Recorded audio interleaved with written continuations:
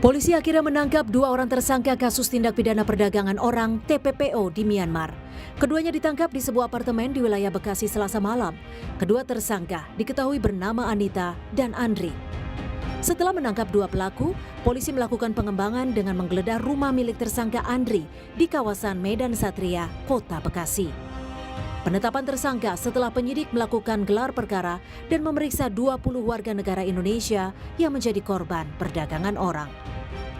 Direktorat Tindak Pidana Umum Barreskrim Polri hingga kini masih mengembangkan penyidikan dengan memeriksa 2 apartemen yang dijadikan lokasi penampungan WNI, termasuk perusahaan yang diduga terlibat pengiriman WNI ke Myanmar. Menetapkan 2 orang tersangka, yaitu Saudara Anita dan Saudara Andri. Dan alhamdulillah berkat kerja keras rekan-rekan di lapangan tadi malam, kedua tersangka sudah berhasil kita amankan dan saat ini sedang proses pengembangan. Yang 2 orang tersangka ini kita amankan dan kita tangkap di daerah Bekasi. Selain kedua tersangka yang sudah ditangkap, polisi menyebut tak tertutup kemungkinan akan ada tersangka lain. Kasus tindak pidana perdagangan orang pertama kali mencuat setelah video korban yang meminta pertolongan ke pemerintah Indonesia beredar di media sosial.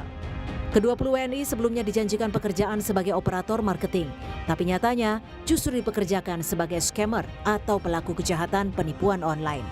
Korban kemudian disekap dan dianiaya di wilayah Myawaddy, yang merupakan salah satu kawasan berkonflik di Myanmar. Saat ini kedua WNI berhasil diselamatkan dan telah berada di Bangkok sambil menunggu untuk dipulangkan ke Indonesia. Tim Liputan Kompas TV.